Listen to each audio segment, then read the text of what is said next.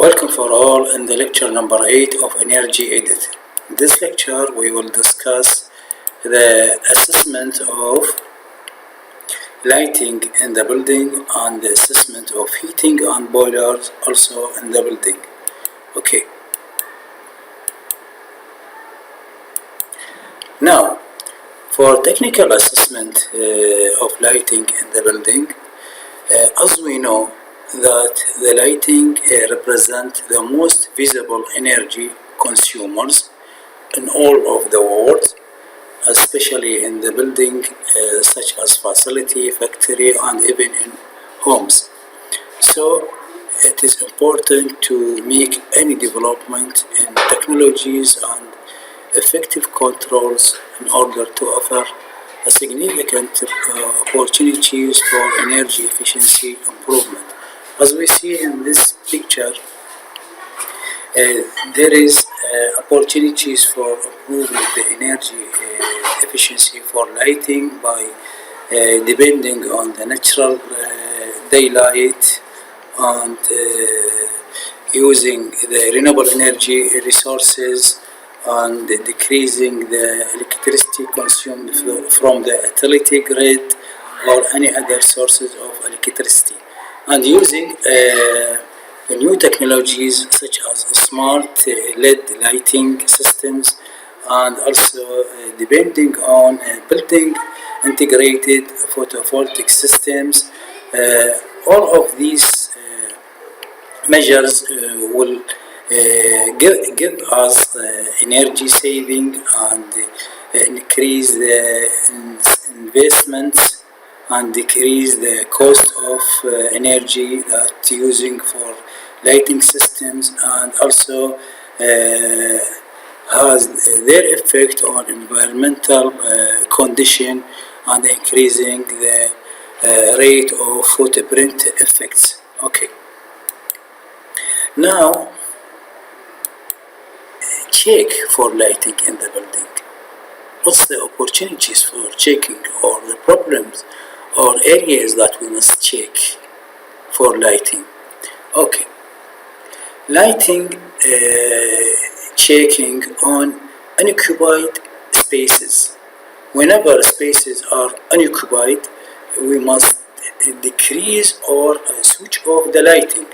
Also, checking for excessive light levels for tasks that required in space, and also checking for inaccessible light switches.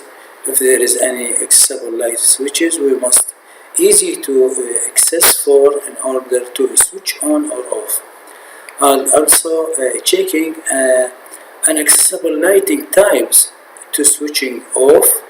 Okay, and also checking large areas controlled by one switch. Sometimes there is a big space or big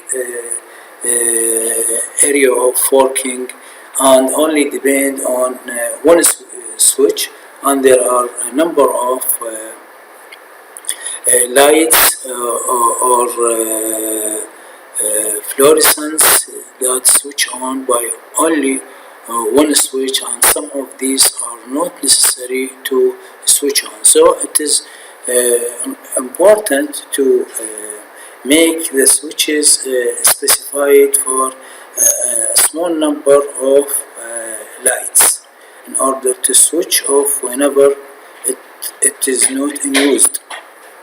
And also we can use or checking for motion sensors with no manual override switch, and also checking for daylight linked to controls and auto dimming. Whenever the daylight enters inside the building, if we are using the dimming sensors, the lighting will dim gradually according to intensity of the light entering from glass, from the top of the building, and from doors, from windows, and so on. Also checking for occupancy sensors. Whenever there is no presence of occupants, these sensors can switch off the unnecessary lighting. And also checking for suboptimal locations lighting fixtures such as over enclosed machines or over cabinet or where only top of machine is illuminated. And also checking for external lighting such as photo cell that may be located in shaded area, and also checking for unsuitable or dirty roof lights and daylight harvesting. So in this case we must take our advice in order to clean the sources of light from the sky and decrease the energy consumption by the lighting and depending on the daylight during the day. And also we must encourage about the commitment of occupants or management in order to turn off unnecessary lighting, and also checking about the artificial lighting in areas with sufficient daylight. Okay, and also checking for nighttime lighting levels and switch off procedures, and also checking for lux levels appropriate for activities in activities area. Okay, now what are the opportunities improvement in building about the lighting? At first, checking lighting level in stairwells, corridors, circulation areas are often overlit by disconnect some of these, and also by replacing high intensity lighting with energy efficient such as LED lighting, and also provide recommendation about the light level from different type of workspaces.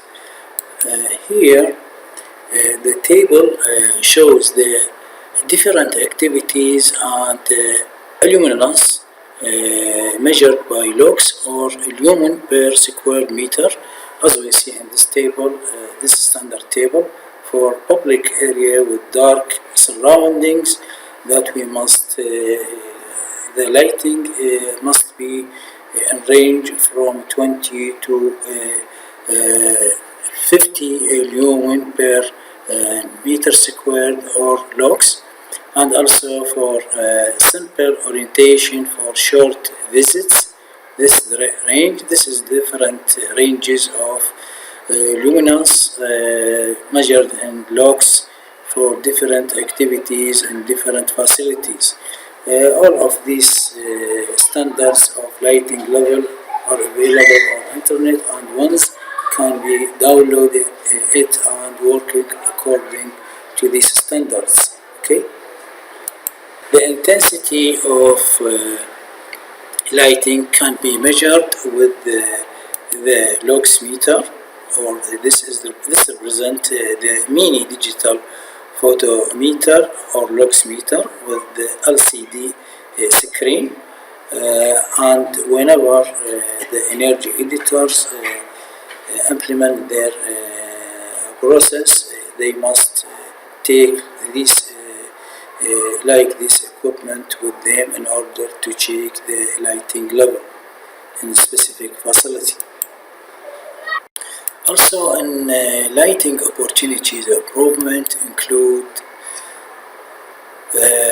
correction the location of photovoltaic lighting location whenever it forecasted to the shade and make it to the direct light in order to increase its efficiency, and also installing additional switching in order to switch off lights when are not in use, and also important to spread awarenesses of all employees and the organization in order to learn them and educate them about the importance of turning off the lighting when are not necessary switching on, and also installing automatic controls such as timers, sensors, occupancy sensors, photo cells, and so on, and infrequently used spaces. And also important about cleaning skylights and windows, and also maximize use of daylight. And important about the cleaning of reflectors and diffusers in order to maximize the efficiency of light fittings, and removing unnecessary lighting, and also relocating the fittings in poor locations such as over cabinets or machines or too close to walls. And also other opportunity by installing lighting maps for switching in the facility in order to let all the employees know where the switch is and what necessary to switch on or switch off of this lighting. Another issue, technical assessment of heating and boilers in the organization or in the facility. Thermal oil and hot water boilers, these equipment are used for space heating for building, and also for process heating in the field of production in the building, and also to provide temperature requirement of thermal oil, and also used for hot water system and pressure requirement system, and different purposes for heating and hot water used in the different facilities according to the nature of the work inside, and what the functions of these equipment are used for. So let us see in this picture, we have on the left side, this is the thermal oil boiler, and the right one represents the steam boiler.